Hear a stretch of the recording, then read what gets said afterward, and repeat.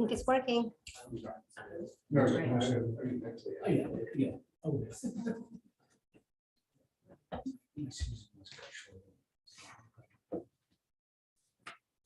Okay. There we go.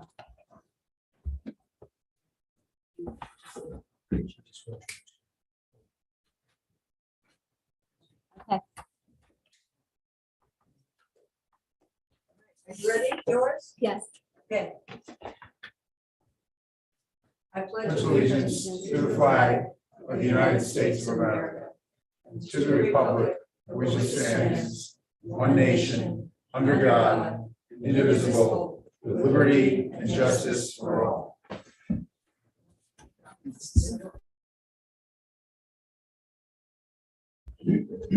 Okay, so here we are. This is May 5th, Cinco de Mayo. This meeting of the Sag Harbor Village. And not tequila. It's a margarita. What's in that? Coffee. It's a May 5th, 2022 meeting of the Harbor Committee. And we have President Julie Fell, Bill Sharp, Herb Sample, myself, Mary Ann Eddy.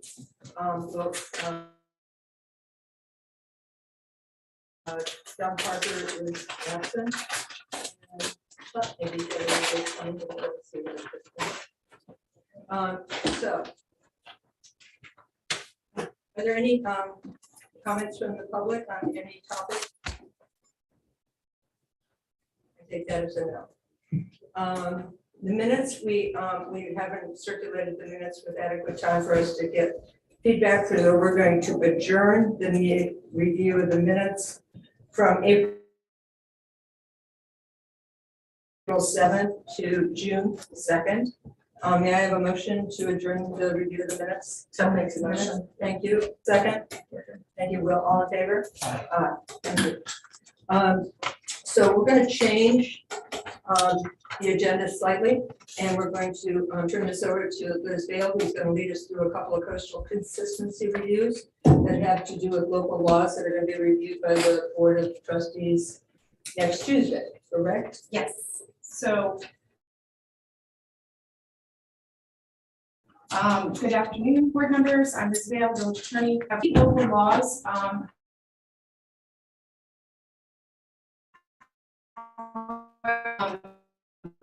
And I think we can explain why, but first I'd just like to go through the three laws.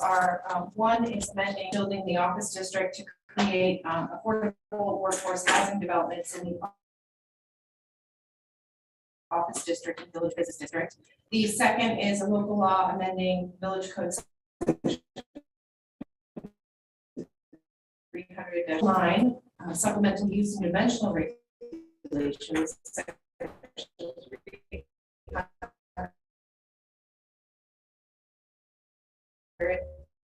Districts. And then finally, the third local law, which is the one that we don't have a coastal consistency review for, is amending village code section 300-150 housing to establish an affordable housing program administration section. And I believe that Nelson Public Board, he's reviewed all three laws and determined that under our current administration, just the two zoning laws which will impact the environment potentially. Okay, and that was, I can go through for you guys, is the accessory apartments. Is that 11.5 or 11.6? That is 11.6. Is that okay? Yes. Okay, thank you. Okay. Just 11.5. No. I just had that at the top. Larry Spring Fever's gone over. Yeah. 300-11.6 is the review.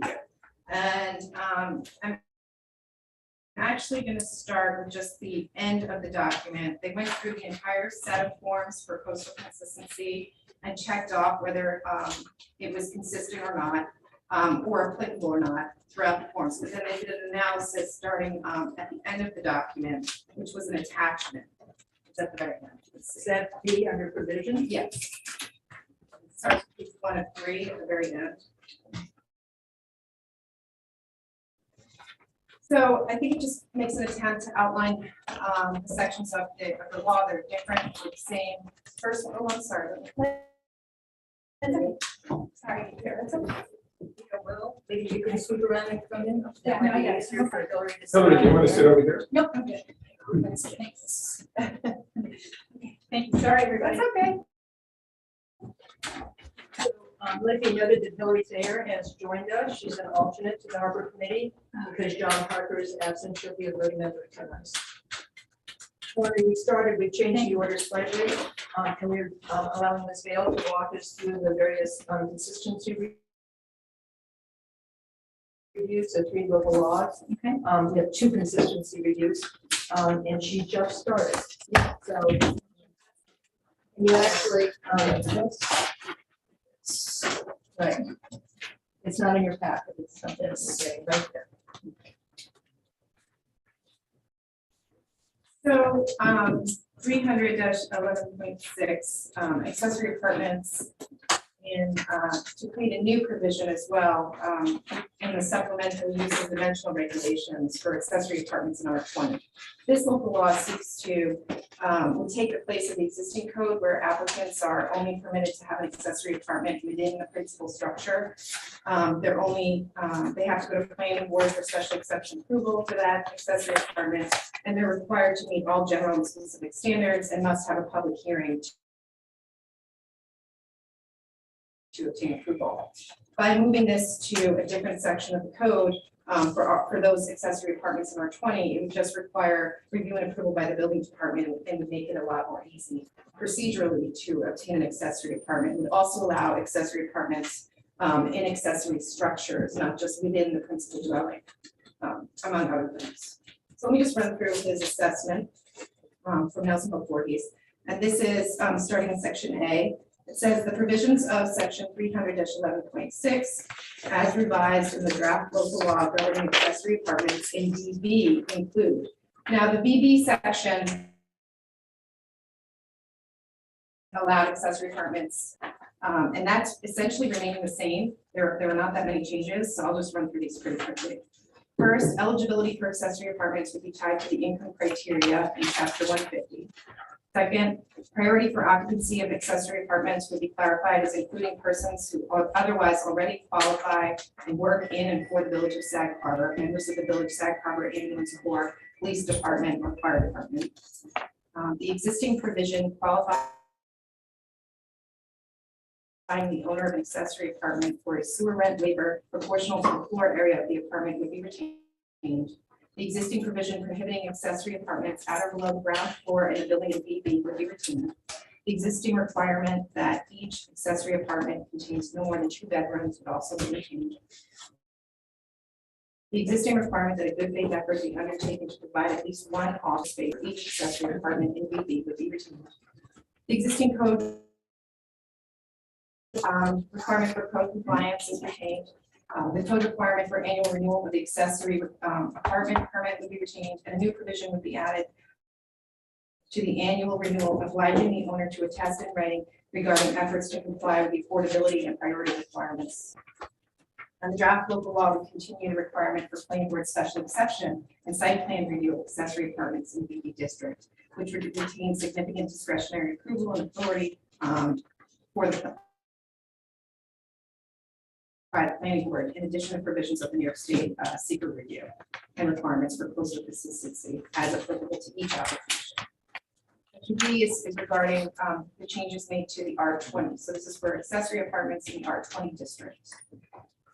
These provisions include the eligibility for accessory apartments would be tied to the income criteria in chapter 150. Priority for occupancy of an accessory apartment would be clarified as including persons who otherwise already qualify and work in or for the Village of Sag Harbor, members of the Village of Sag Harbor, Ambulance Corps, Police Department, or Fire Department. Apartment occupancy by a family member of the owner would be permitted. The existing provision qualifying the owner of an accessory apartment for sewer rent waiver proportional to the floor area of the apartment would be retained. The existing provision limiting each parcel in the R20 district to a maximum of 1 accessory apartment would be retained. The existing provision limiting the accessory apartment to the principal dwelling to 40% of the habitable space of the dwelling will be retained. So that means if you do choose to have it in your house, it can only represent 40% of the habitable area of the dwelling. And that's going to be the same. Accessory apartments would also be allowed now in accessory structures, in addition to being allowed in the principal dwelling under the current provisions of 300-11.6, with the apartment size not to exceed 50% of the principal dwelling habitable area. The minimum size of an accessory apartment under the draft legislation would be 500 square feet, as compared to the current minimum of 300 square feet under 300-11.6. Parcels with a substandard lot area would be allowed to have an accessory apartment. However, the maximum degree of nonconformity for other dimensional parameters would be set at 70% of the required setback or lot width requirements. The existing requirement that each accessory apartment contain no more than 2 bedrooms is retained. The existing requirement to maintain a single-family appearance of a dwelling with an accessory apartment is retained, including prohibiting any entry facing the street for such apartment. The existing requirement that a good faith effort be undertaken to provide at least 1 off-street parking space is retained. The existing requirement for code compliance is retained. And then it said the amnesty provision remains the same. You need to comply with Suffolk County Department of Health Services as well. That continues to be in effect. And then the existing requirement for an annual renewal of accessory apartment permit would be retained. The new provision would be added to the annual renewal, obliging the owner to attest in writing regarding efforts to comply with the affordability and priority requirements of law. Existing provision governing transferability of accessory apartment permits to the owner will be retained. Permits for an accessory apartment in R20 would continue to be subject to building department review. However, it's not going to be a special exception permit review anymore, so there's no public hearing required. Administrative procedures for applications for accessory apartments would be routine, and they're just provided by the building department. And then transfer of an interest for an accessory apartment to a third-party tenant would be prohibited. There's no subletting or seasonal short-term rentals allowed. That sort of outlines the changes in the law, and if you go through the actual document for consistency review, I believe they essentially find it's consistent. So, and again, this is not an individual application, which of course, if it's required to, we come back before the board for actual consistency for that particular application. This is just for the local law to add. It's a little bit off our topic, but what is the income criteria? Can you just give a sentence on that? I mean, Yeah. how much is this really affordable housing? So, And is it in some way paid to inflation or? well, it's all tied to the federal HUD definitions, and actually what we use in our law in chapter 150 is the definition that's actually already in 150, the affordable workforce housing definition, and that's defined as housing for individuals and families at or below 130% of the median income for the Nassau Suffolk primary metropolitan statistical area, as defined by the Federal Department of Housing and Urban Development HUD. For the purposes of this article, the affordable workforce housing unit shall be of consistent design to those of the rest of the development. So that's what the definition references. Or a family member, right? Or a family member, absolutely. Yep. Have you had a sense of how many units this might potentially represent? Well, we are getting analysis from Nelson Pope and Voorhees. I believe they will touch upon that, the potential number of Maybe units. 20 or 200? Or 5? Well, that's being analyzed by the planners, yeah, right now. So we'll have a better idea once that's done. I think it's gonna be done the next week. Great. For the board meeting on Tuesday. Oh, yeah. Yeah. And it's Okay. just being open for a public hearing on Tuesday. It's not up for adoption on Tuesday. Okay, but just looking through this, so to the public, we just got this, so start, we're not prepared.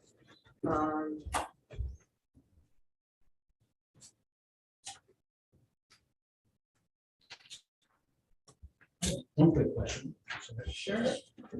Just want to confirm this, and I think I know the answer to this, but In D5, where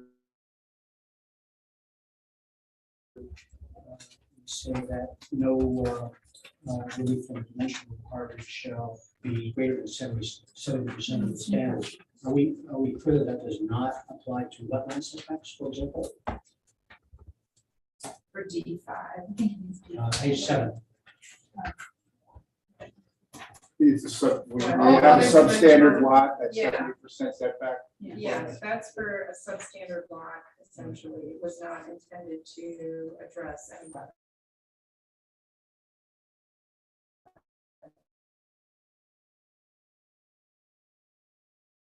The zoning section. Yeah, yeah. And I thought that was the case.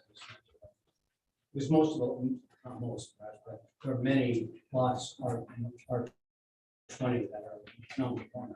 That's why it's addressing it, to at least allow it. Yeah. Okay, ask a question.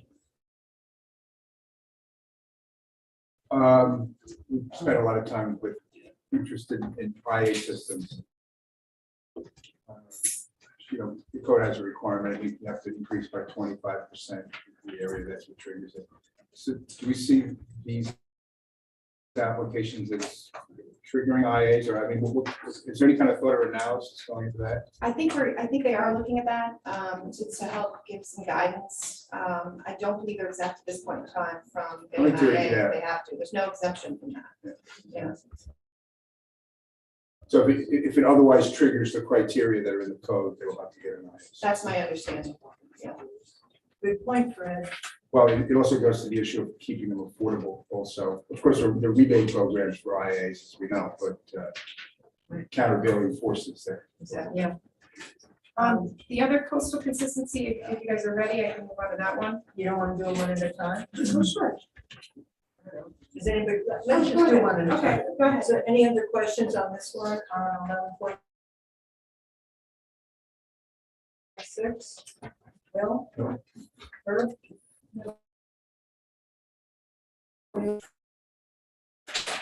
Make the motion to approve this report coastal condition as written and presented. I'll make a motion. Second? Second. Bill? Thank you, all in favor? 11.5. Thank you. Okay, so the next one is a local law amending Village Code Section 300-11.5, apartment building in the office district, which exists in the code right now, to create affordable workforce housing developments in the office district and village business district. And this one is essentially allowing the establishment of a 3-story mixed-use apartment building in the office district and village business district, where the development is going to propose 100% of the units to be affordable. So this would also change the reviewer from the planning board who currently reviews apartments in the office district to the village board of trustees. The village board of trustees would be issuing a special exception permit for affordable workforce housing developments like this in the office district and village business district. So that's one of the major Third story is currently allowed, or is it only third story is going to be allowed for this purpose? Yeah, so exactly. So this is actually has to prevent really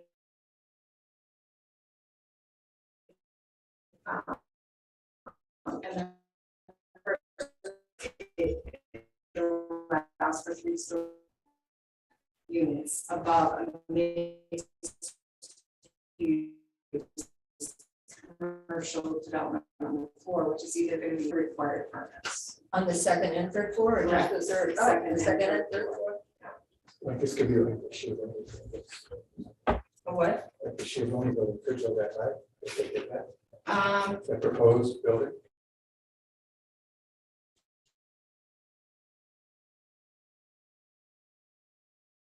because I want to stick to their coastal consistency form. And first it says, the authority You're to gonna start at the transfer back or? I'm sorry, in the back again, my apologies, just their analysis. No apologies. All right. After page 11, it's page 1 or 2, the attachments. So again, the authority is transferred from the planning board to the board of trustees. However, it's important to note that in this instance, the planning board would retain site plan jurisdiction over any development of this, because of the commercial aspect of it as well. The minimum lot size requirement would be waived for affordable housing, workforce housing projects. The lot size for any given application to be subject to the determination of appropriateness on site and specific project basis during special exception review. Any affordable housing or workforce housing application covering multiple parcels under separate ownership would have to be presented as a single parcel and jointly filed at all. The first story again would be required to contain commercial uses, office or retail, with residential units only on the stories above. The maximum density would be 1 dwelling unit per 500 square feet of lot area. And this is being studied by Nelson Pope and Voorhees as well. So a lot area doesn't mean, I mean, you could have a lot that's got like parking in the back. So you'd have like 100 square feet of parking in the back, and that would count towards this 500 feet. It's lot area.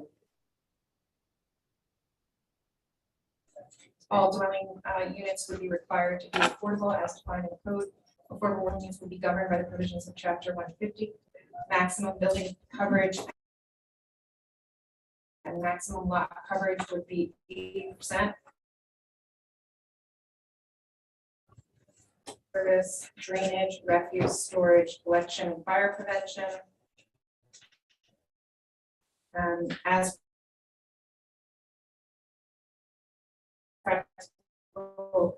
Write it up. preparation and submission of an off-street parking management plan is required for each application. And supersedes the usual parking requirements in section 309.6 of the zoning code. The minimum, the special exception approval by the board of trustees may be subject to covenants and restrictions of the board's discretion. That's every board, frankly. All applications would be subject to review by the ARB for historic preservation and architectural review. Building height would be limited to 3 stories and 37 feet. Within the village business district, property line setbacks would be 0 feet, except that a sidewalk would be required along street frontages and 10-foot minimum transitional yard would be required adjacent to any residential zoning districts. In the OD district, the office district, the following setbacks would apply. The front yard minimum of 10 feet, except where a greater front yard setback will be required to correspond to front yard setbacks of existing buildings within 200 feet to either side of the project site. Side yard has a minimum of 5 feet for one side yard and 15 feet combined for both side yards. Rear yard is 15 feet, except that a minimum of 20 foot rear yard will be required adjacent to residential zoning districts. And connection to the village sewer district will be required, and the sewer rent for any affordable housing unit will be waived. And then it's stated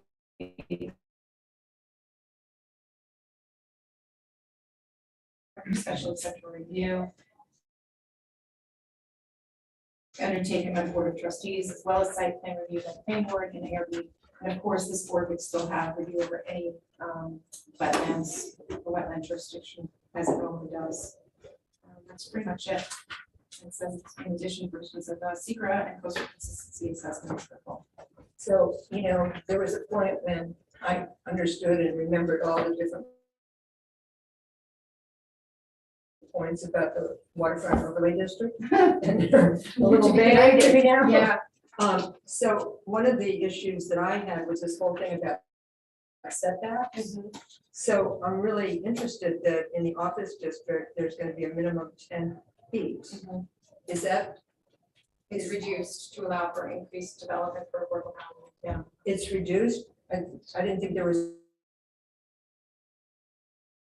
any setback allowed. Or There's mandated. 0 setbacks usually. Well, BB has 0 setbacks, but I'd have to look at OD. I haven't looked at that. It's on the third floor. No, I'm just talking about on the Setbacks. ground level. Let me pull up the, I can pull it up. Hold on a second. it's supposed to. I don't know anything in front of me. Yeah, I trees. have it in my bag. I didn't bring it. I don't know why. I don't think What do you want, Liz? I have it on. The setbacks, DB or OD? OD, thank you, Chip. They do have to go through site plan review too, though. So, as far as wanting street trees and all things like that, and that's something that's within their site plan authority to require and work with the applicant to provide, so. Right, but it's not a It becomes a negotiation for the, requirement. That's correct. How did the 500 square feet? So that's the crux of the whole application, right? Like how, that's really the big issue with these zoning laws is, what's the density going to be for affordable housing? And that's something that you work with your planner and Kathy Eisman to help figure out, determine. And that's based on, they're doing a planning study that will be the basis for this. OD. And we'll give you rationale as to why they chose that. So 500 square feet, so That's that's their direct recommendation. 25. Actually, it'd be nice if it's smaller. Bloomberg and other people were looking at that. Cities, there's a real issue about 400 feet would be okay. If there's 300 feet condos. It's I think the goofy, code before in 11.6 said 300. 300 square feet. Yeah. So we have to come up and make sure they're consistent too, we have to kind of look at that. But that was the recommendation of this. Time. It fills a slot for certain demographics. We have the setbacks. if you need. Oh, you have the setbacks, right? Yeah, so OD front yard is 10, side yard is 5, with total side yard of 20, and the rear yard is 40. So it's 10, so it's maintaining the same. Can I ask a question about the lot coverage? The 80%, the next line says requirements would apply for roadway access, utility drainage, surface storage. Does that come out of the 20% or out of the 80? If would those items be? The lot coverage is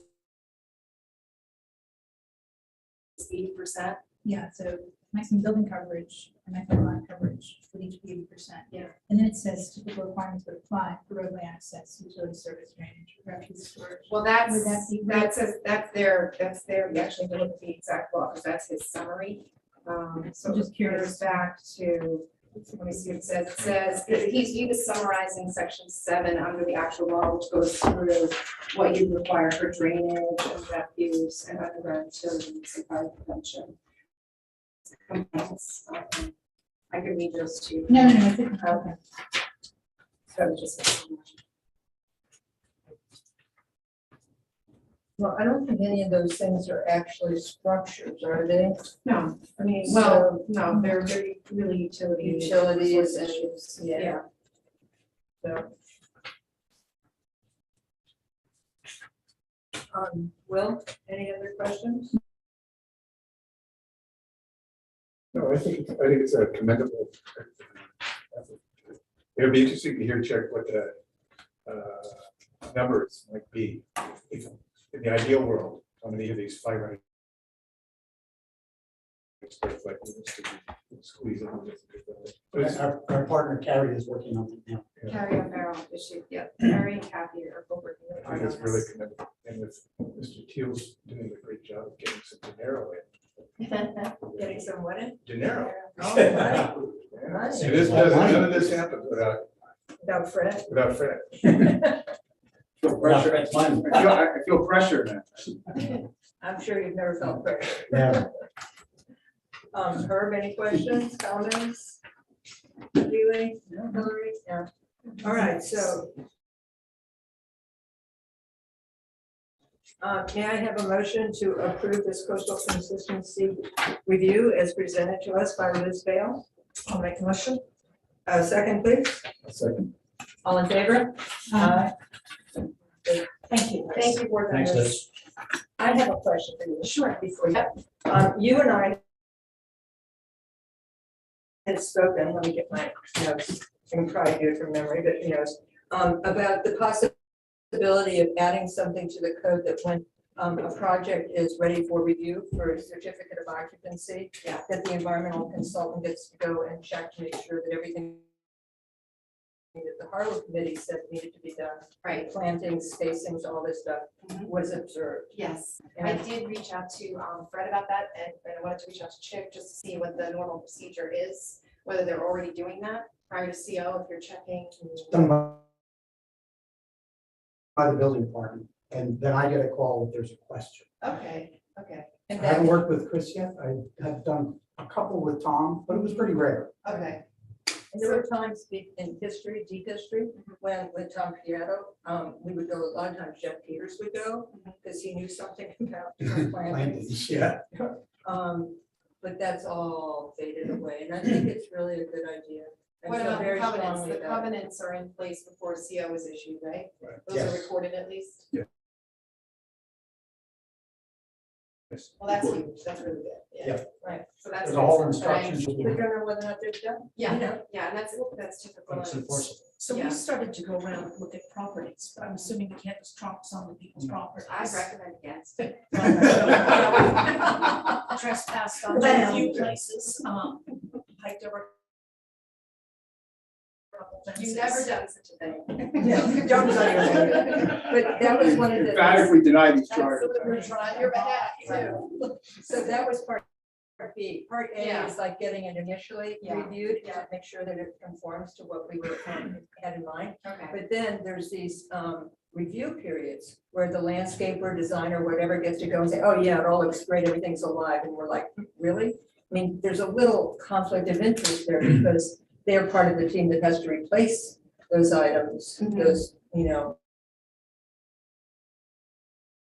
plantings if they're not. Mhm. And I think it would be great if, again, either our consultant or one of the committee members had permission to go on the property and look at it. You know, what is it, 2 years, 3 years out? 3 years. 3 years out. To see if the deer fencing's been We have a removed. performance Oh, you, requirement. oh, you do? Yeah. Yeah. Okay. And they're supposed to submit reports. Yeah, And as I said, the building department, you know, they So may you not should know the be confirming species, that. but they get some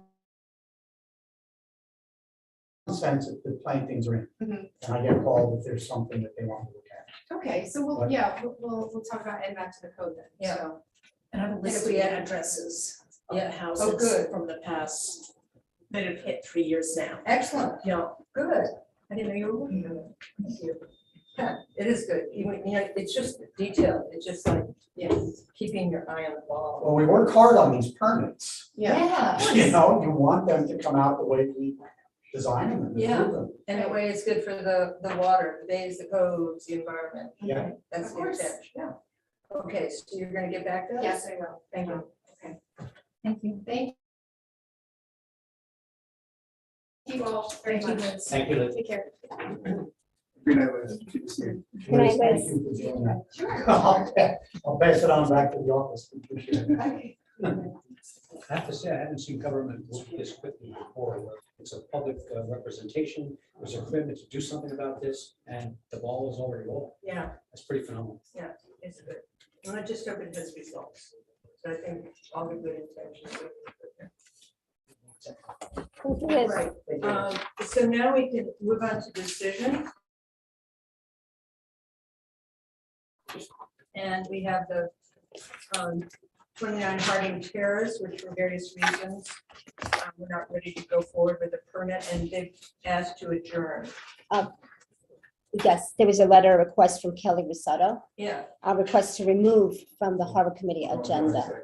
wait, say this again, wait, hush, hush, hush, Sorry. wait. There was a request to remove this application from the Harbor Committee agenda from Kelly. Well, I don't Risotto. know, does that mean to remove tonight's agenda? Withdraw application? I believe, I thought it was just an adjournment from where I read it. oh, okay. I could be misreading it. My, Laura said the exact language, and I thought it was confusing. Yeah. right, but that's Not sure what what, she meant. that's what the email said. She wanted to remove it from the Harbor Committee agenda. Now, That's a little weird, huh? So So, they're aware that they can't get any further along without approval from the Harbor Committee. yes, they're working on their permits Right, for the work that was what do you mean their permits? We are their permits, correct, but there was work that was discussed at the last meeting, right? right, being done without. So they're getting all their paperwork together and for a permit for that, what they're doing right now. Well, who do they go to for that? the building department. I'm confused. Yeah, that's- I'll just report on what's happened by me since the last meeting. Yeah, Number one, I talked to Kelly Rosario. right. I said that based on what we had reported at the last meeting, what we all heard, we need a permit for that structure that's being worked on. And it's basically a wall that's around the perimeter of the house. Right. I spoke to Aaron Tertuni, and he had advised his former client at some point. He said Kelly's doing all the permit work, and the owner is doing the work in terms of building department. So this Mr. Emery is basically approaching the building department. I did visit the site, I took photographs, and there are forms poured for a wall around the house, and we've seen it. Yeah. But I went around the entire house. And it's clear to me, and Fred emailed in confirmation that a permit is needed. I have not took this one, so I think that, based on my conversation with Kelly Rosario, they are amending their application to include that. And I don't know if it's permittable or not, but that it will be what we'll decide, or we'll review. We have to reopen, not reopen. Oh, We have to hear it. So, The advertising. so I don't think I've ever been in this situation before in my years here, where they just go and do what they want, and we clearly were moving towards a permit based on they're not moving outside of the footprint. Right. So, and I'm a little confused about who has authority here. I mean, does the building department, can the building department go ahead and say, oh yeah, go ahead and build that wall? Well, that needs to be really clear, right? Really, That's a structure that would need a permit from this board also. before the building's It's clear under the chapter 285 Right, definition. And how does that get communicated to the building department? exactly. I can call You guys are going like Yeah, we this. can let them know. I mean, any one of us could call. That was my next thing to find out. Who should contact building department. Is there a stop work order on the project? I asked that question precisely and got Remember that no was asking answer back. council. There's none. You know, Fred? I do not know if a stop work order has been issued. It's. That's all I saw in They're an email that said that they voluntarily stopped work. Right. And not I went working, but I back, don't know whether it's pursuant to an order from the village or that was voluntary. Because right, I went back and asked specifically whether or not a stop work order had been placed and never got an answer to that email. So my thinking is the answer is no.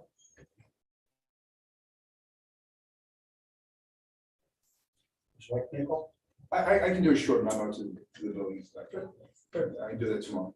And why don't I call the consultant just to kind of close the loop there and find out what they're actually doing? And Fred will contact building and it should be good. There are other legal issues of this project that we should probably talk about at some point. You're aware that this owner is suing the trustees for the dredging? No. Yes. Yes. The town of East Hampton trustees. Yeah. Mhm. Those trustees. Yeah, I'm sorry, yeah. Town of East Hampton. They were the ones that initiated the project. Right. No, they're the ones, I did. They're the Oh, ones yeah. that, they're the ones that. helped Implemented. execute this.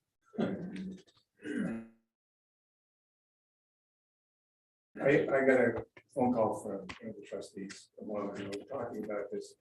So it's either real or not real, but the wall was put up, I think the concrete wall that is there was put up to mitigate what the owner claims is exacerbated flooding by the dredging that was done. which did the opposite, gave them more land So Right. and more of a buffer. So did you were not aware of that, Chip, so when you went there, you weren't able to see whether or not it looked like there was any further erosion to the property? I mean, I'm very familiar with the property. I applied the wetlands several times and I did observe it after the dredging. And just as you observed, there's more sand in front of the property. Right, They put a staircase, they, But I can't comment and I don't know about because it changes in the flooding channel conditions was at this going point. sideways, and now it's going straight. straight out, Exactly. yeah. Yeah, so. But I honestly haven't done a coastal study to see if the property's subject to flooding. I don't know. so you didn't be able to, you couldn't walk around before, now you No, can. it's- It's I mean, additional it's- benefit to- Interested in what's Well, going that on. east side of the property adjacent to Little Northwest Creek is very well vegetated. There's a lot of, vegetated wetlands, phragmites, other species, and there was a separation there. So I'm not sure. I don't want to comment on something I haven't studied. Marianne, did you get that request from Kelly Rossetto? I just passed it down for you. That Please was- remove the wetlands permit application of 29 Harding Terrace from the 5/5/22 Harbor Committee agenda. So it's just talking about tonight. They're not like withdrawing the I'd application. rather if they don't, because I want to keep them aware What of jurisdiction? the need to amend their permit, Right. LEC advertise, whatever. Yeah, we can amend it, but we're basically gonna start over. Yeah, Pull that wall up. I think. that- Okay, so may I have a motion to adjourn the application for 29 Harding Terrace? Thank you, Rose. Second, Neely, all in favor? Aye. All right. That's till June 2nd, right, George? Correct. All right. And I'm sorry, Will, are you recusing yourself from this application? Yeah. You have done in the past, correct? Yes. Okay, thank you. I'm gonna go ahead. All right, so the next item that we have here under old business is 36 John Street. Is there somebody here representing this application? Yes, Hi, come on up, introduce yourself, please. sure. My name is Neil Simon, and I am the owner of 36 John Street. Hi. Hi. And the reason I'm here tonight was the person who was representing me as an expediter told me this morning, I won't say what he said, what she said, but she's no longer representing me before this board. Oh,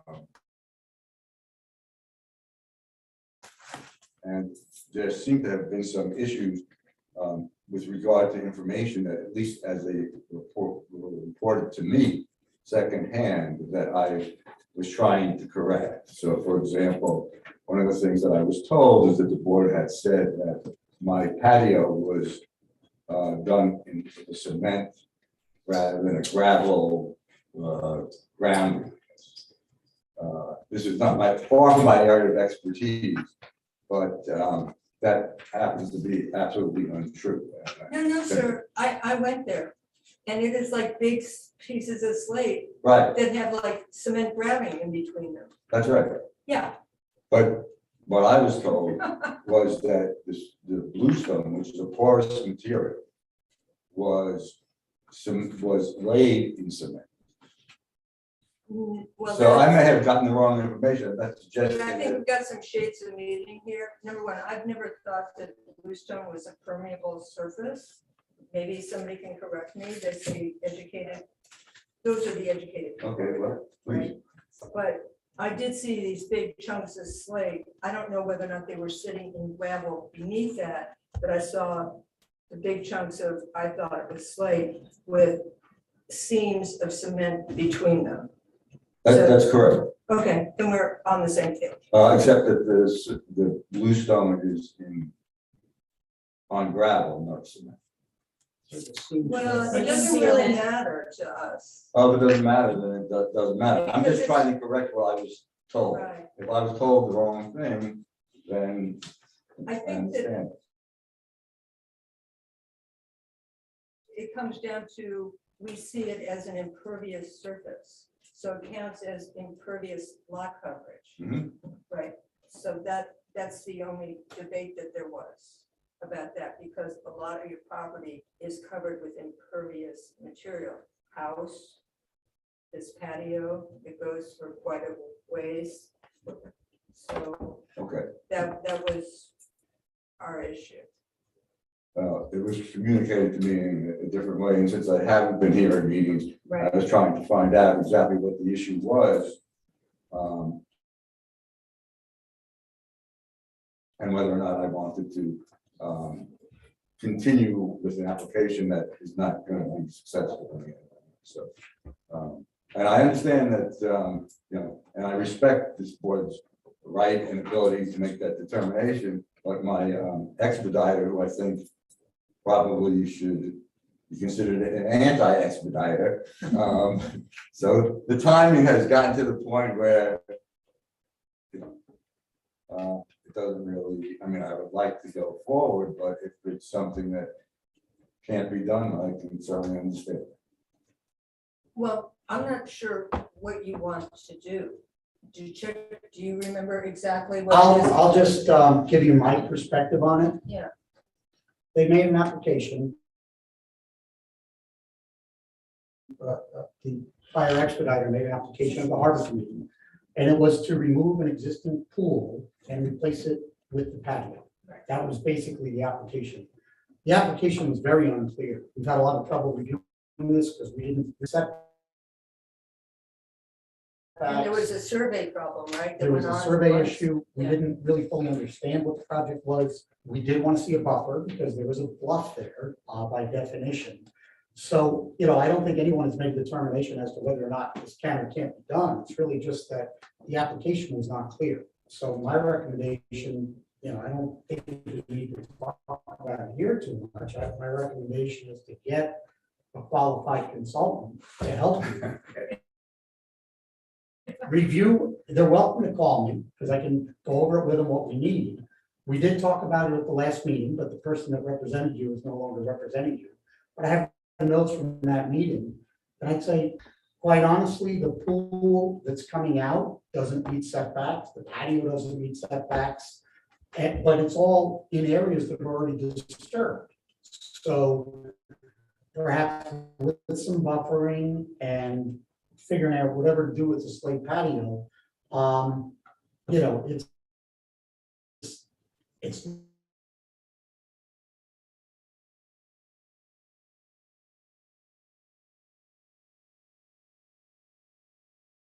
At your time, was under that application. I wasn't aware of that. And it wasn't supposed to be patio, it was supposed to be conservatory. I just want to make clear. that's not on the plan. Yeah, I'm not doubting that, I'm just Okay. explaining. What I would say is that what I do want to make clear is that the pool and the patio were done and before a C of O was issued and were approved by the town. So that should be clear. I'm sure you have the records to show that. But I understand. But it's a new day now.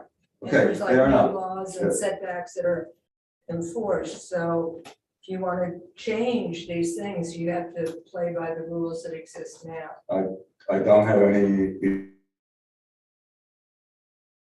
issue with that. Okay, good. And let me, if I can, I'd like, You might I want probably- to withdraw your application and come back with a new consultant and just start fresh. What do you think, Chick? Yeah, okay, I think that would I help. mean, that, I think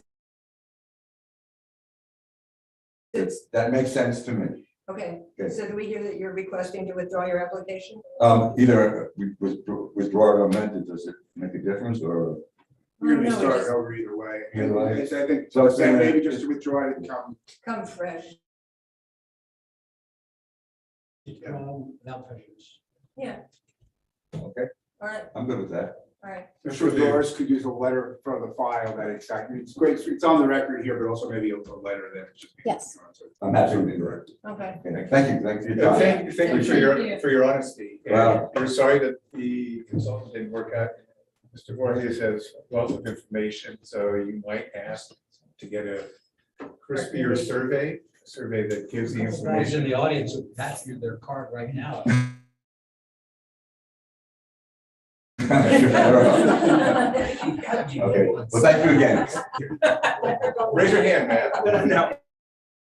I just shut the door a little bit. You guys mind? Yeah, two guys here. Thank you. All right, so may I, we're gonna go forward and may I have a motion to accept the applicant's request to withdraw his application.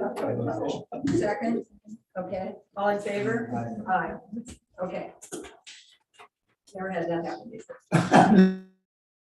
Got a lot of new ones. Okay, so now we have 88 Redwood, and we also understand that we had a request to adjourn this application, Correct. correct? Till June 2nd. May I have a motion to adjourn this application? Thank you, Herb. Second, thank you, Hillary. All in favor? Aye. Okay, moving right along. We have two.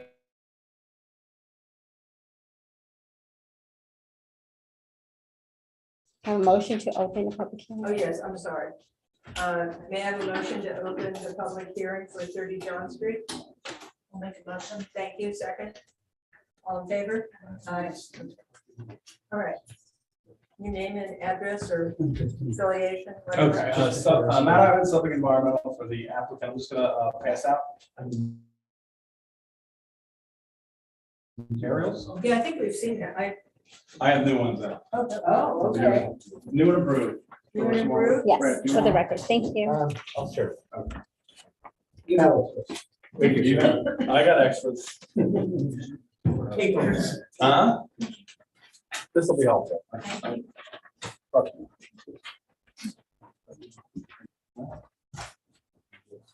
Sure.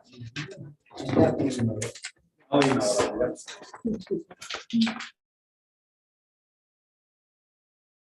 Okay, I'm gonna walk you guys through what we're doing here. Also, I'm here with the owner, Luann Lesseps, and the architect, Erica Bromberg Smith, who are in the audience. So I refer you guys to the first, second, and fifth page of the handout. Give you an idea what we're proposing here. Okay. So applicant proposes to install swimming pool within the southwestern section of the property, 75 feet back from the wetlands. So we comply there with 45 feet from the top of the bluff, where 50 is. We're going to have the sanitary system be removed, which is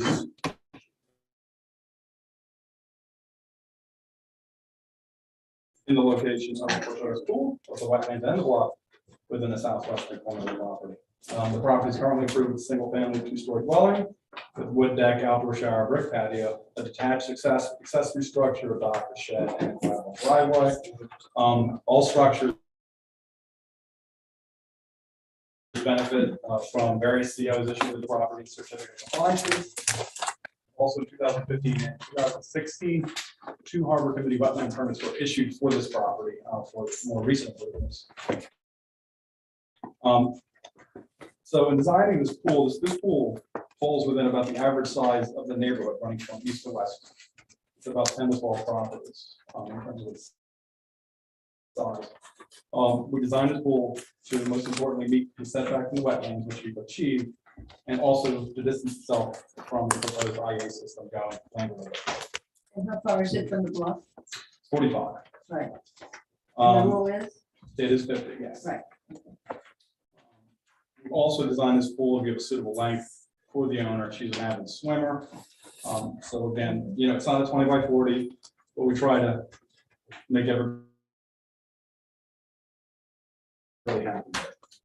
In addition to the proposed swim pool and IA outs, the applicant is proposing to also remove the existing brick patio between the house and the accessory structure.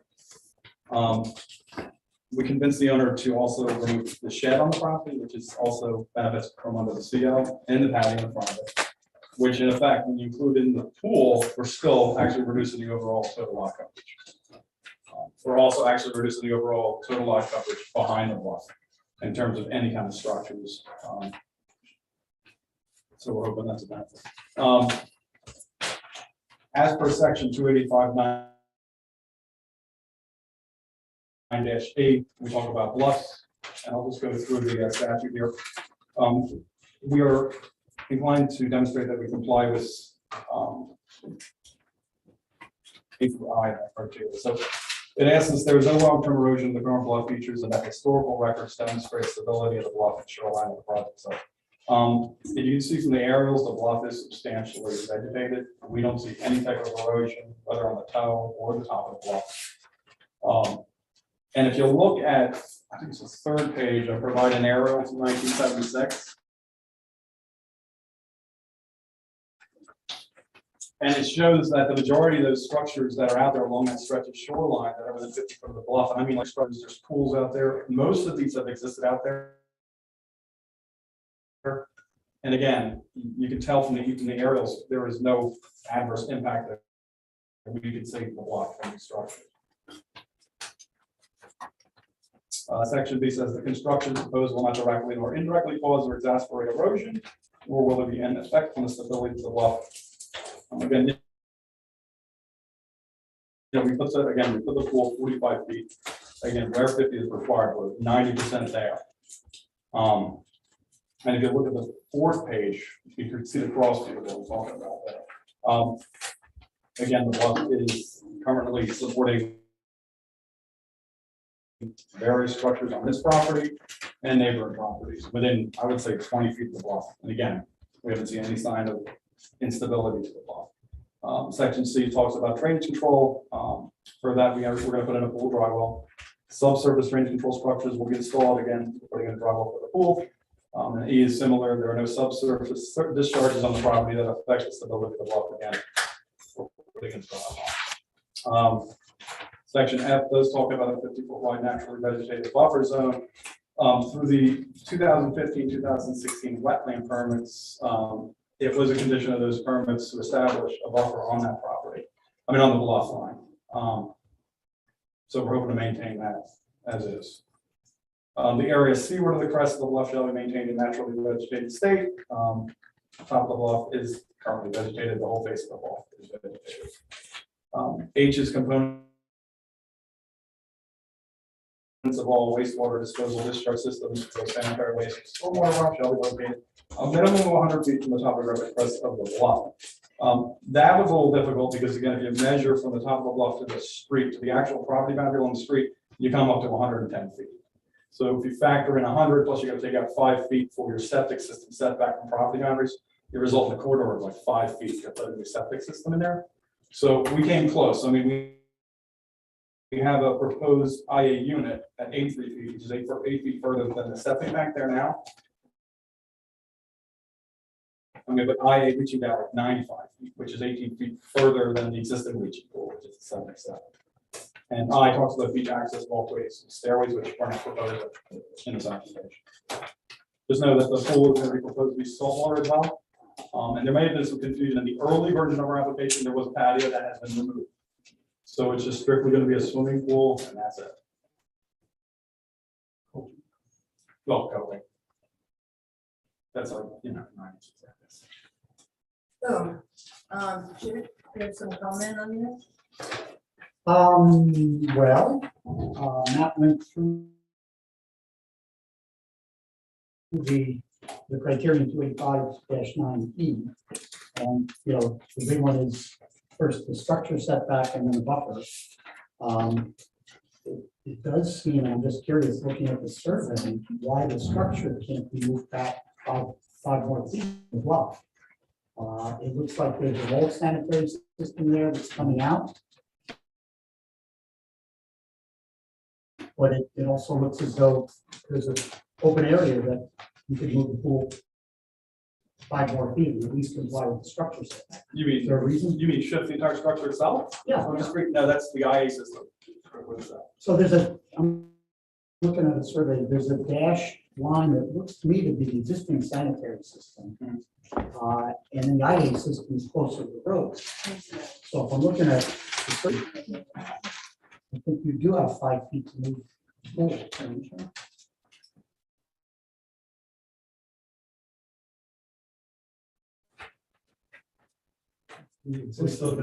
What we're trying to do is typically, with a typical size pool, you have to be 20 feet from sanitary. So that's more restraining factor. There's not really much room over here to get an extend 100-foot setback.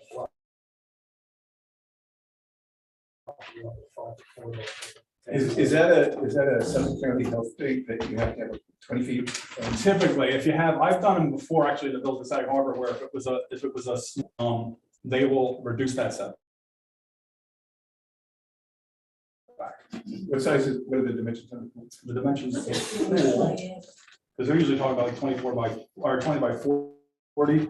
The dimensions on this is 16 by 28. 16 by 28. Yeah. But if you made it 26, or not 26, 23, you could comply. You could, but again, we're trying to size this to an average size. I mean,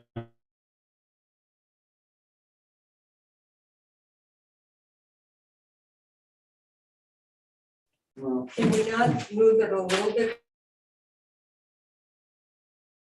closer to the IA system?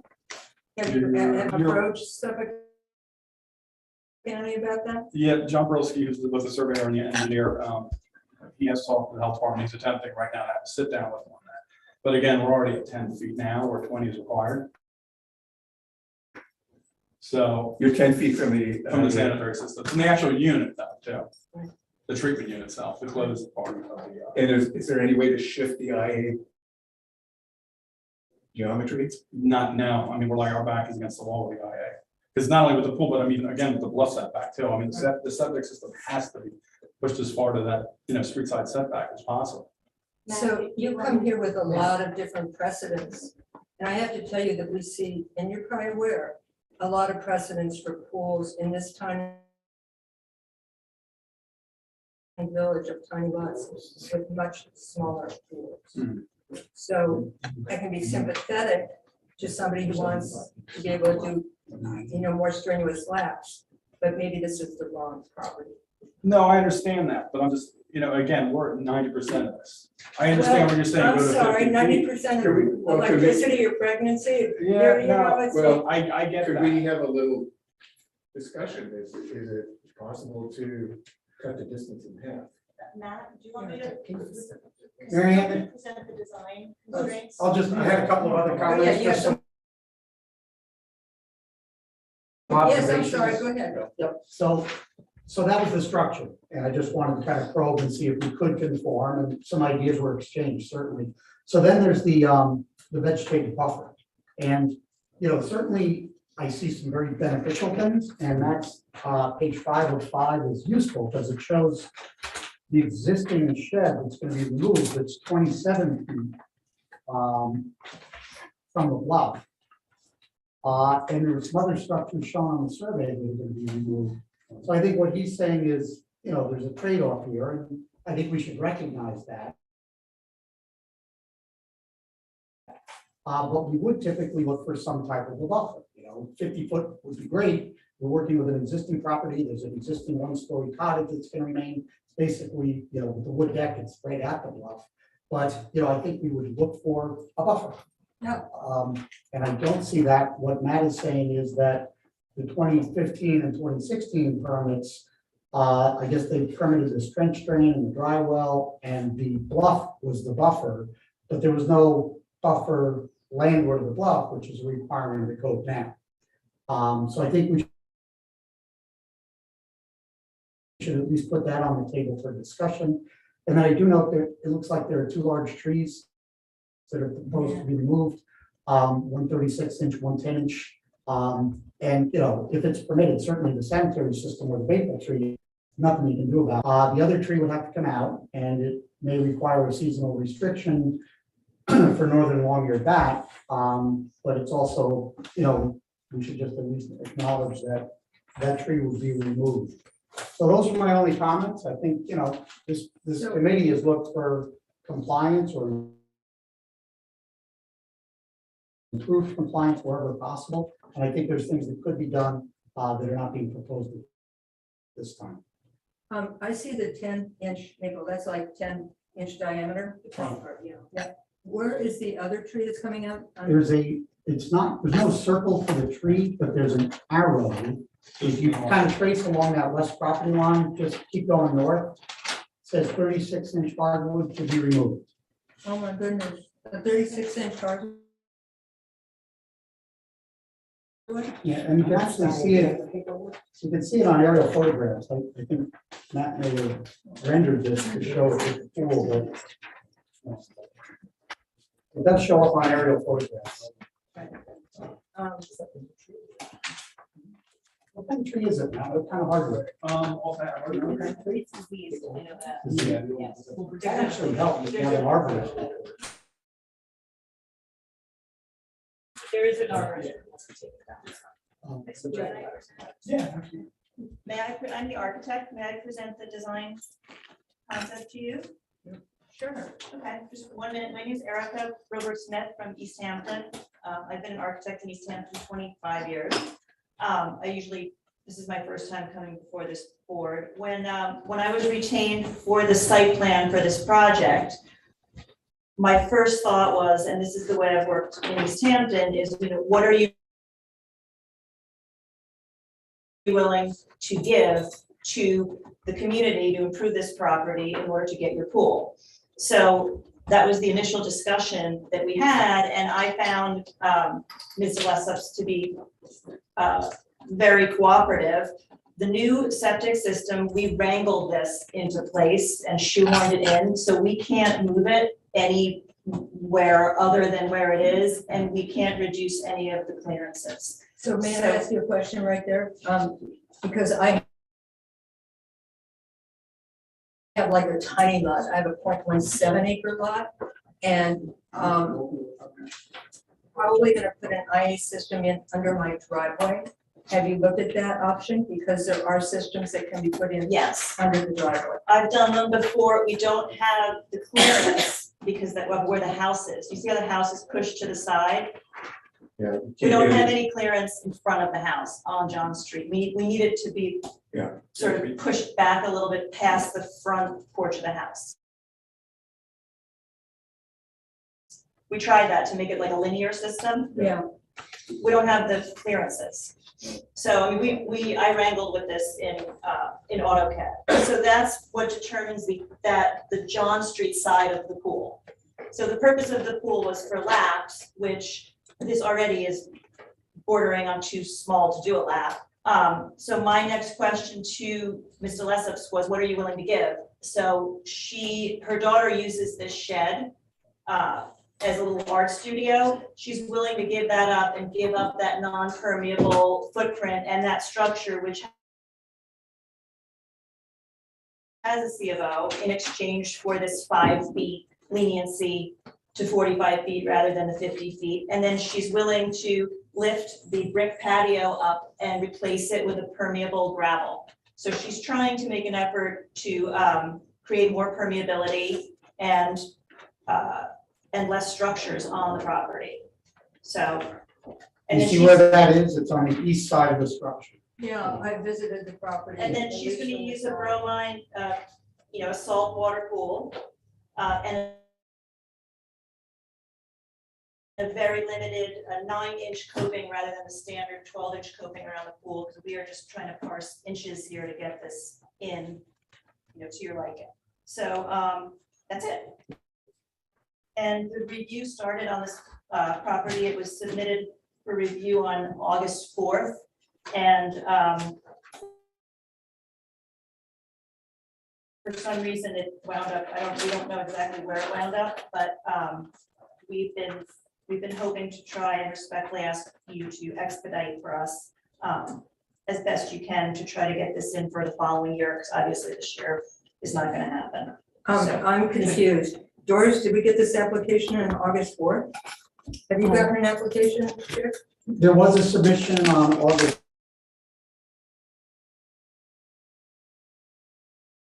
That I see in my file, but we do a completeness review, so if there isn't, we ask for additional Right. information. So we didn't have a complete submission. Right. Yes, we Until heard just that. very recently, correct? That, because once it's complete, it goes on the agenda. Correct. There's no other, Yes, we waited from August till, I think, February. okay, so For that it's, completeness. right, but I thought maybe you were saying that we were dilly-dallying around and not like No, no, dealing no, with your No, application no. since August. and no. That's So not we're, the case. so This is we're, the first time it's being heard. yes, so we're proactive to do whatever, just to cooperate in any way possible. One thing that was mentioned informally was that you have an arborist report for the tree, which is diseased, Yes. the large tree. I don't see it in my records. I don't know if you I could didn't see find it it. here. I looked through all the submissions, but I didn't see it. But I think that helps at least, you know. Yeah, we'd really like to see why 36 trees. Hi, may I introduce myself? I'm the owner of the Wendell steps of the property. Hi, nice to meet you all. Thank you so much. I do have that report and the, you know, I've been told I should take it down because it could fall on the neighbor's house. So it's been sickly. I've been trying to take care of the tree. And, you know, doing all the necessary things, but it's really in really bad shape and very hollow. And I think I've been told it is a hazard for the property, so I just wanted to let you know that. And we have a report from Martyrs on that tree. You should submit that for the record. Well, I don't know why it hasn't been submitted, because it was, I gave it to. Doris, have you seen that? I'm looking through the file right now, but Okay. I don't see one. Yeah, it was. Our apologies if we missed So it. apologies if it wasn't, but I believe it was, but I don't know. So, how do you feel about fences and pool fences, and what kind of setbacks do we need for pool fences? We have a pool fence right up there to the edge of the bluff, I think. I do see that differently than I do with wetland setbacks. I don't know. Okay. Certainly, if a pool is going to be permitted on the property, it does require a fence. I don't see why the fence couldn't be set back more. Seems like it's enclosing a larger area than it needs to. It just needs to be building department requirements. Right, which are what, I don't remember.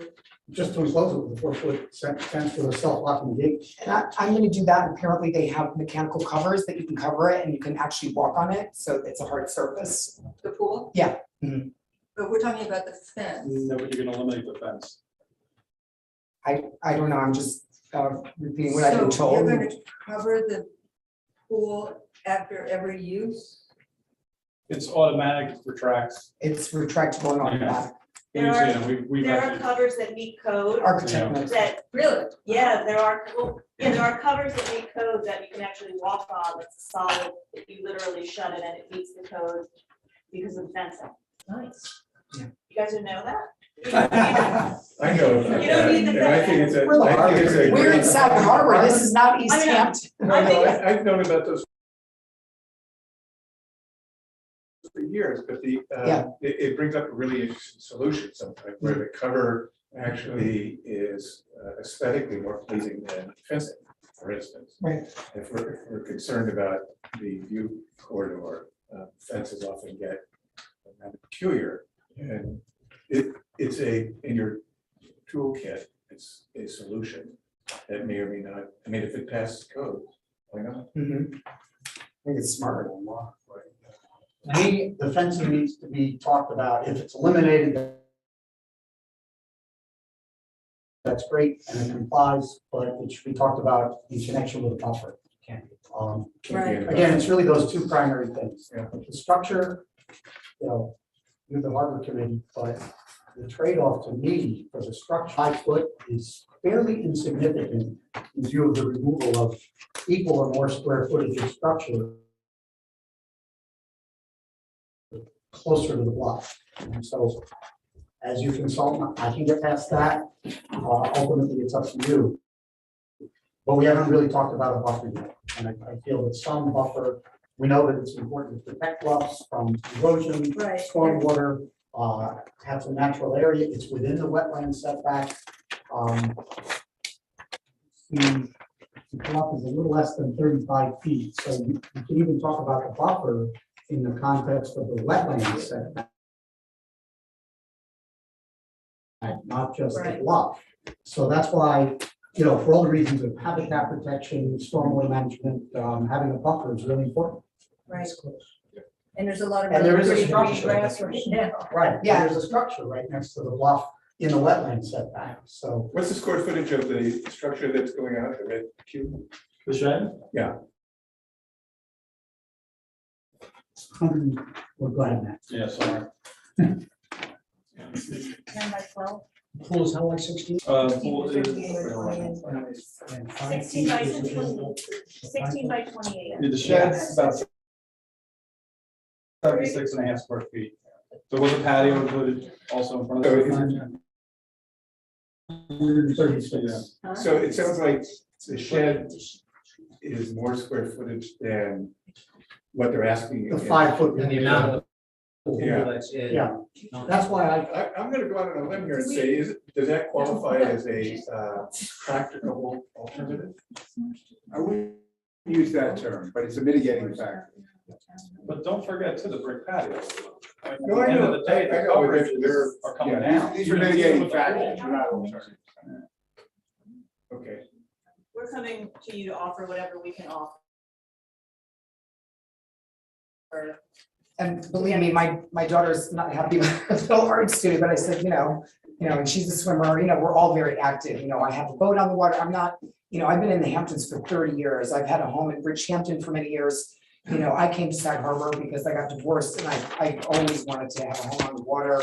When I saw this home, I just fell in love with it and, I love the area and I'm, it's not like I'm, new and want to rent my house or settle it and turn it over. It's our home, so. So if I'm trying to put myself in your shoes and from the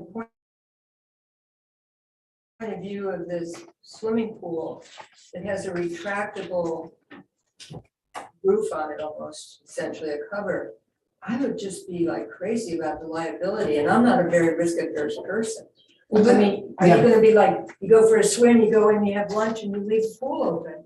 Who knows who's gonna like toddle into that? I think It this is concerns building, me, huh? I agree with you. I think it's. I would never do it. I personally think that using that cover, which we use all the time in the village, and having a small fence around the pool, having both is a good idea. I'm not opposed to that either. I mean, I'll do We're whatever it takes to get, we're to just have a trying pool to to work- swim in for my children, and myself. When you say small, you mean the height of the fence or the length of the fence? You're just saying. Whatever, close to however the- you tell Yeah. us, Well, no, the question has to do with whether or not you can get a fence in that's outside of the 50-foot buffer, I think. The pool's 75 feet. I don't think we can because the pool is 45 feet. So the one end of the fence would be very close to the pool. And we're willing You have like to 25. work with you however you want to see this fence done in the least So- obtrusive If way. the code says you can just have this retractable, I'm not gonna change the code. Right, I'm just personally. right. God, I would not be like flip or whatever, cocktail, whatever, Mm. it would just be open a lot. Not guarded and, accidents happen all the time. But anyway, that, I'm Well, I think not you- gonna force that on you. But I think you can, I think Luann will agree that you will do a fence and you will do the cover. Yeah, I mean, it just. That's fine. It just, that's, whatever is best, because I'm here to work with, with all But of we you to did- make this happen. We did calculate the square footage of the shed to use against the 5-foot overhang of the pool as a trade. And what are your thoughts about the buffer? We have a big black sear and buffer. I mean, It's, I feel there's pre-existing lawns. I mean, this is when I present, I do feel that you bought the property that you bought, and if there's a pre-existing lawn that people should get use of that. Yeah, I mean, I that's have children and, People use especially now with COVID, people are home all the time and use their lawn. The other thing is personally I had a 12-year bout with Lyme disease where I was in bed working from a laptop. So I don't like the idea of having a buffer as very close to the pool or where you're gonna be standing near it. I mean, I would ask the board respectfully to allow the lawn to stay and just simply because it's pre-existing since, we Yeah, know it's what. pre-existing, but there's also no pre-existing swimming pool. So, we're in an era here of change, right? So, and I don't know, Matt, what your feelings are about this, but I think we're all here because we feel that this code, I am thankful for this code, 285. It's really well written. It's really protective of the land and the waters that we love here. It's not nonsense. It was written with real feeling and science as to what we need to do to protect what we love here. Buffers are a part of that. Setbacks are a part of that. Because these coastlines are really fragile. They don't look fragile, but they're really fragile. And that's why we probably appear harsh, but we would like you to, I'm feeling some sense that we might give you some cool, but I don't personally, and I'm only one vote, we're not gonna let go of the buffer. So you have to think about that. What about a free form buffer? Yeah, you can do a free form buffer, but it's gotta be the same square It's not footage. straight back. It's just sort of like landscaped. I would like to ask, Yeah, please. just looking at the plan, there's a setback and a stipple, little dots. It's called stipple, Yeah. 35 feet back. Is that the buffer? Or can you explain that, what? That should be. And I don't think it was installed pursuant to that original permit. There's a trench training. So what you just saying this section here.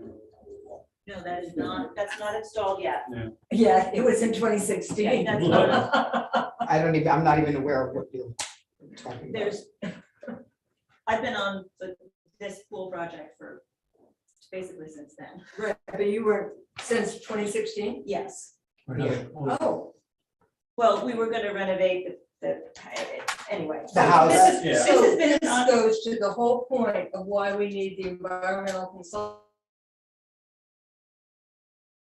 signing off on the CBO. Looks like it Because wasn't here installed. we have a buffer, it was in the plan, it was in the permit, it was never installed.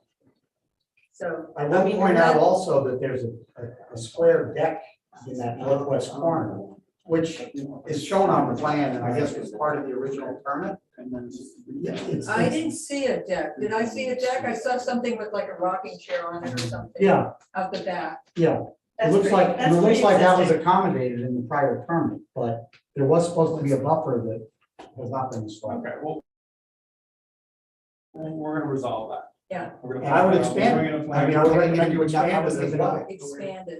You take the width of the property, you multiply it times 50 Yeah, no, feet. yeah, we You know how to understand. do that, Yeah. and then you can just drag it around however you want to.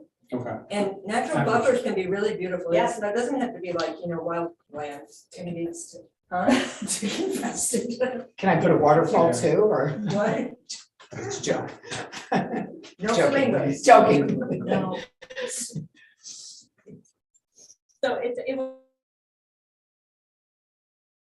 So it's our hope that the property as it is right now versus what this will look like with this application, that it will be improved in terms of the village's outlook of this particular parcel, which is one of the least invasive in terms of its building, toward the Right. water. Right. So we're hoping that, the brick patio, the shed, the new septic system pushed even further away to the street in exchange for the pool at the size that it is at the 45 feet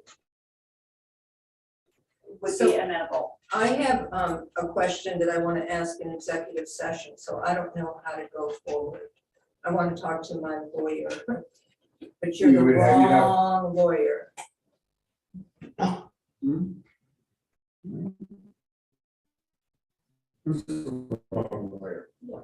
Fred, well, I would like to ask, right, Talking about a prior yes, application that That's still- I am not right, involved with. right, Oh, okay, I got it. right. Can I ask another question? It's a little easier to answer. How deep is the deep end? Well, you got a picture of it. I know, that was Cross the section. The deep end can't go, this pool is as long as you can, is as short as you can go in order to get a deep end. 8 foot. So, which is not even really that deep of a deep end, that. the- And I'm the 6 feet slope- tall. the slope of the pool, I don't know if you know anything about this, if the pool gets too short, then the angle that's underneath, and then if you dive into it, so this is the shortest pool in order to get a deep end. I personally don't like to have clients put in only low-end pools because somebody's kid is gonna jump in and think there's, I just don't like the idea of a pool with no deep end. I've pulled them out on lots of projects for stupid kids diving. So this is the minimum for that slope that's inside the pool. Got it. So Thank you for educating me. I didn't know that. Neither did I. So I don't want to send you off with like a clear set of requests without being able to get some legal advice. How do I handle this? I would say that we should, probably you're gonna adjourn this tonight anyway. Right. I think I know the question you're gonna ask. Yeah. And we can discuss it at the end of the meeting. Can you discuss it with us? Yeah, because you're asking about this application, Right. not that application. Okay. All right. Okay. You understand, right? Well, you know, that's what we're here for, is my application, Right, right? exactly. So let's keep it on me. Right. But I think what we're gonna do is we're gonna adjourn this, and we're not gonna give you a clear idea of what we're looking for. I'm sorry. We can, I would like to be able to get this advice before we give you that. Oh, so So we're you not think privy to that- the, No, oh, executive session. I see. Everybody So needs once to you talk find about- out, once you find out that information, then the suggestions come to us informally and not in a hearing. I think what you can do, can we like go back through you, Chip? Can you Yeah, then that be the conduit? I mean, that's what you do. That's fine, that would be great.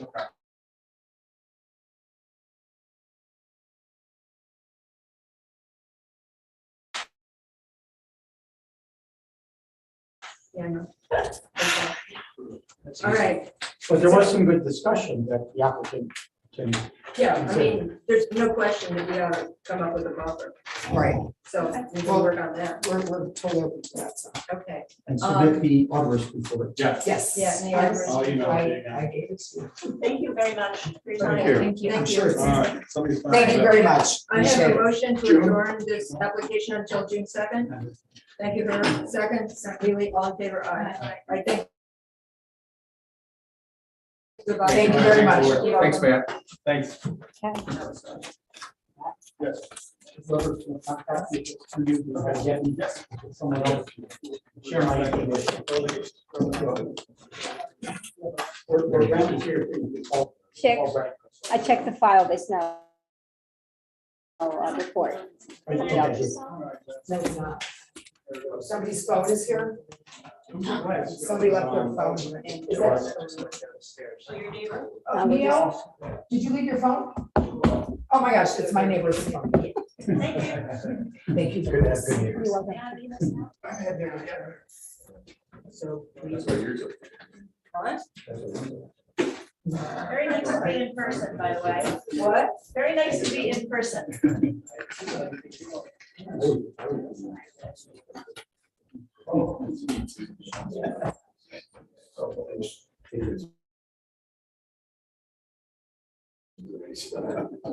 Yeah. I know.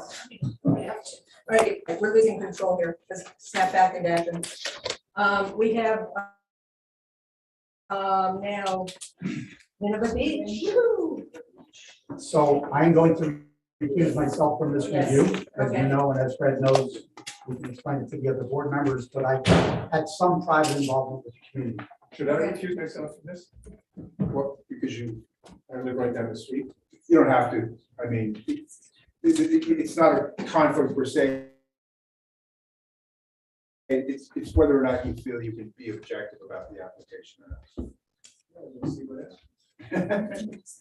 Can you just make a motion to open the public hearing, Marion? I'm sorry. Yes, can I have a motion to open a public hearing on Nineveh Beach Property Owners Association? I'll make a motion. Thank you, Hillary. Second? Second. Thank you. All in favor? Aye. And somebody here to speak to Everybody, the, yes, Billy Mack, First Coastal, great to see everybody live. yes, Really wonderful. Yes, we did. You know us. I was checking in my bags and I hear, oh, Mary Ann. I turned around, it was Billy, checking in bags at this Orleans airport. Anyway, nice to see you again. Nice to see New you Orleans? Did you go to Jazz Fest? Yes. Nice. Nice. It was good. Okay, so tell us what we're looking at here, what we want to. So this is a rain garden project. It's a network of rain gardens. There's 2 of these rain gardens out of the 4 that are proposed that are within the jurisdiction. And it's a really elegant, unbelievable direction that I think this village is taking with the original rain garden that you guys had by the village ramp. And I think this is a really good project. Nineveh's eager to. I'm sorry, what did you reference in front of the village green? What? In front of the village green, you have a little, well, I call it a rain garden, but it's actually the pavers. Oh. It's Yeah. completely different. This is that's more of a recharge system, but this is the direction that the village went with respect to that. This is a natural rain garden with native vegetation and accounts for a lot of the stormwater problems that we have. Okay, where's a picture of this? Do we have a drawing? Yeah, I have to find it. I have a couple of areas that are specific. All right, here it is. What? Yeah. Sure. You know, we went through a process recently. In my neighborhood, Redmond, the rain garden was installed, and there's actually quite a bit of controversy about this, so I have 2 questions. One, have the neighbors on adjacent properties, different lots of neighbor noticed about properties? They haven't noticed, absolutely, that's part of the I got it. application process. And so they would be invited to appear at a hearing if they had any objection. They're all aware of this, and as is obviously the association. The association is the applicant. Exactly. So, and this particular rain garden is proposed within solely the association's property. Well, that was true in Redwood where it was in a right of way. Right. Which kind of leads me to my next question, which is there anything in the design of these rain gardens that would in any way impact public access to the waterfront? Like with a boat, to back up a boat or anything like that? Is there anything that happens with this design that might impede any member of the public's use of the waterfront? Good question, good question. So there are no boat accesses where these rain gardens are proposed. They are on existing either paved property or they are, Okay. or they're in lawn space that is adjacent to the paved section. There's a pathway, so I haven't looked at this yet. Obviously, the pathway to the east of 29 is not going to be, Right, that's not even in, this is area that's outside of that pathway, correct? We're not touching 29 Harding Terrace. Those are the 2 big issues that came up in. And I can understand that if there was like a boat ramp or an access path that is used for vehicles. I'm not even sure, by the way, that all of the concerns were totally valid, but that was.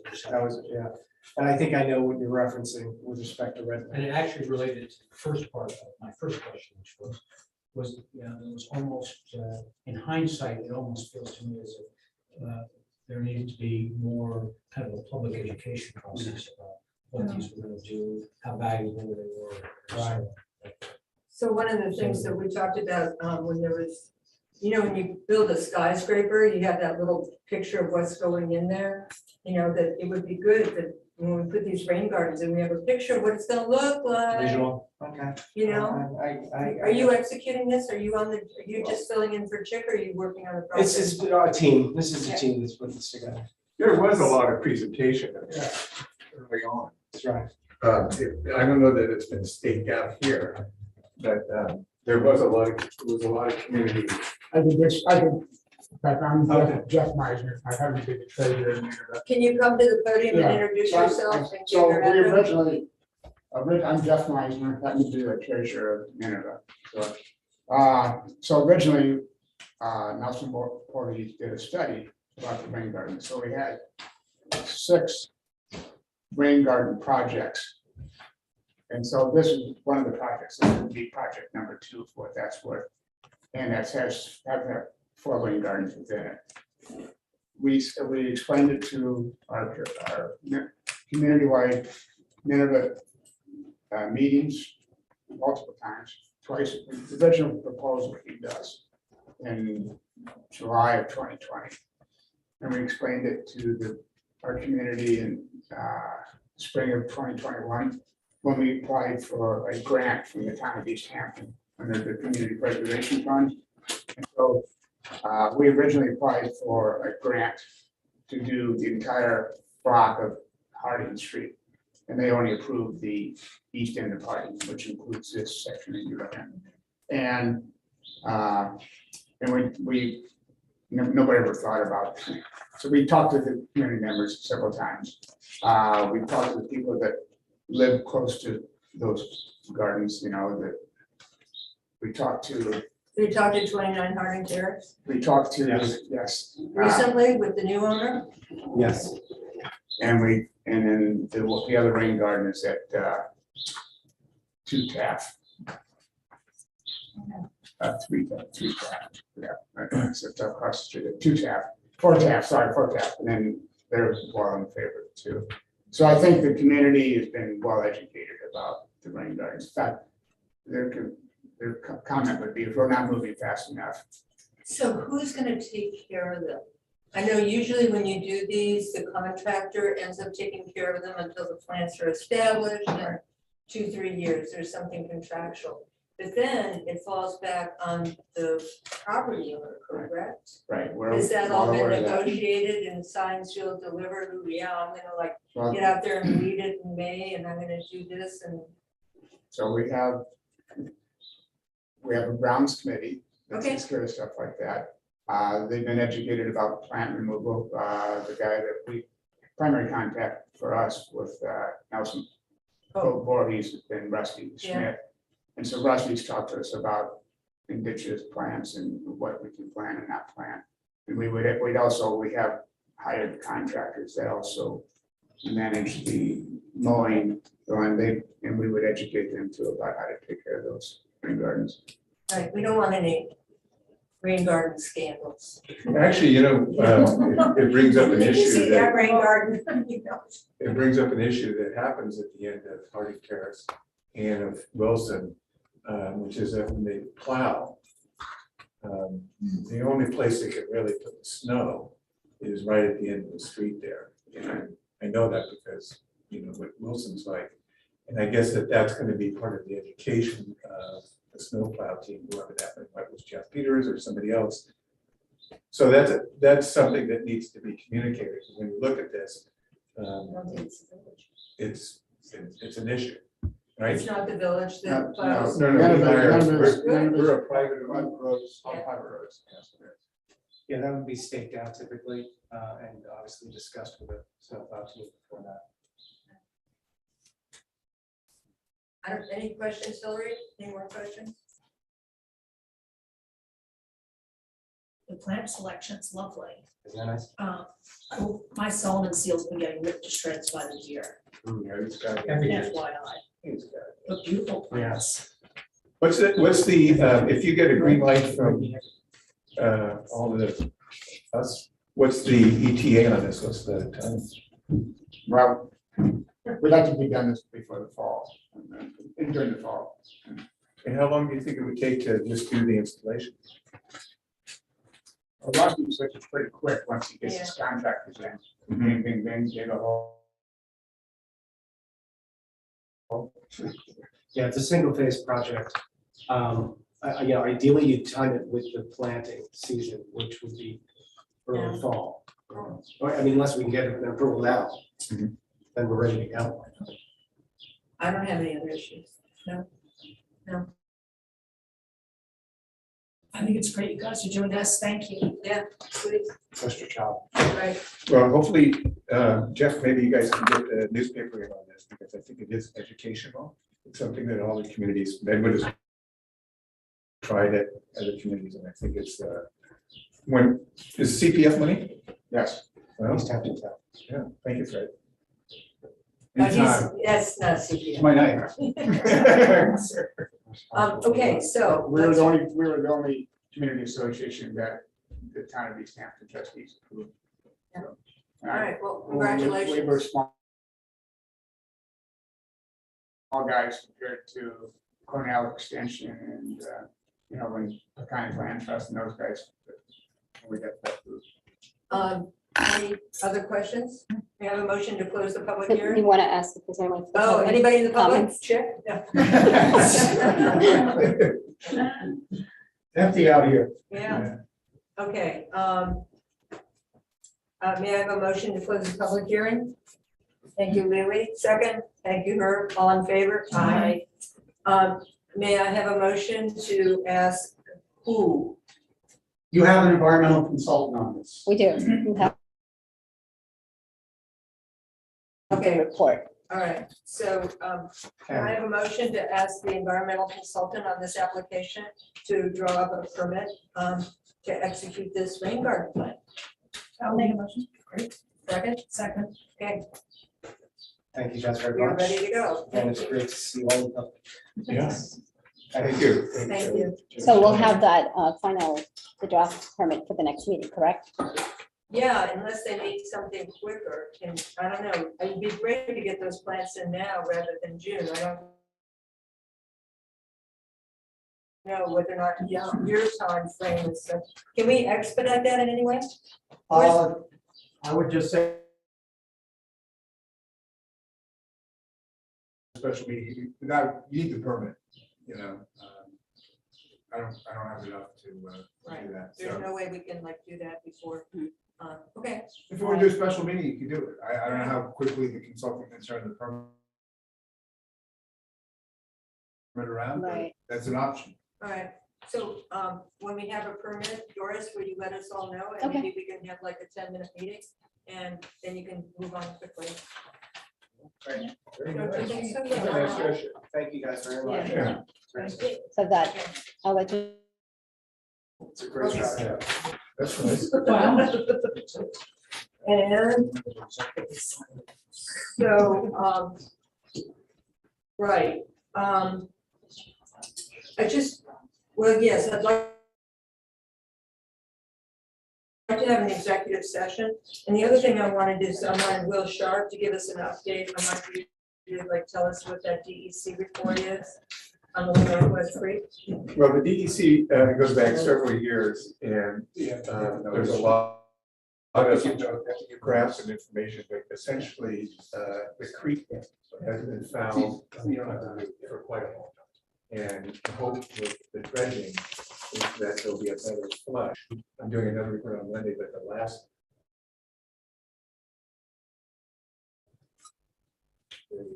there's never been a report where the water was decent. Now, the DEC does, they have a station further out, and that's quite clean. Right. And so, but they have been charting this, Surfrider's been doing it, and Gobler's been doing it. And Gobler, Surfrider, and DEC all say the same thing, which is the creek is fouled, probably by the Birds, right? the birds. Yeah, So. not too many deer there. So I was looking at this report, I was going over Gobler's report, I have a hard copy of it, and it just occurred to me, so what happens when we swim in water that's been fouled by, bird poop? You can You know swim in what, it. not much, you I can couldn't s- find anything. Well, in no, you can Google. swim in it, and if you have a cut or something like that, that can get a little dicey. If you drink the water, which is kind of peculiar, that can get dicey here, drink less with that. They say you can eat the crabs, but you can't eat certain other. Okay. Yeah, and I ate clams there 10 years ago, a lot of them. Commercial clamming right there, but that's probably changed because of the. I would like to know, and maybe, I direct this to DEC, is to like, what is the actual health impacts of like, bird poop on us? Because a lot of Sag Harbor, our waters have a lot of bird poop in it. Yep. We're not gonna get rid of the birds. Yep. But how serious do we need to take that as a health consideration? Well, my kids have been swimming in that water for 8 years. problems yet, but we've kind of taken them out of the creek, and there are not a lot of people that use the creek for swimming. There are Yeah. occasion, paddleboard, et cetera. It'd be great to have an inner tube going in Yeah, there. wouldn't that be High fun? tide, yeah. All right, thank you, Will. All right, so I think what we do is we adjourn, tell me, Doris, we adjourn this meeting Yes, and and then you we open an executive. enter session. We need to into, make a motion for executive session. Okay, before I adjourn this? Well, you can adjourn this for the. Yeah, right, okay. So may I have a motion to adjourn the Harbor Committee meeting of February 5th? Thank you. I'm sorry, who made the motion? Yes. Me. Can I have a motion to adjourn the May May 5th Harbor Committee meeting? Motion to adjourn. Yes, to adjourn. Second, Second, who's second? Yes. All in favor? Yes. Thank you, guys. Goodbye, Thank you. thank you. Thank you, Jeff. Okay. okay, So, let me, and- I need to stop recording that. Okay. Yeah, we don't need to be on YouTube anymore. No. I'll close That the would that door. would be good. It's okay for us to stay? Oh, sure. Hold on. Yeah. Don't invite. Wait a minute. Oh, well, that's what I thought. Don't hot mic it there. Are we done, Doris? Not yet.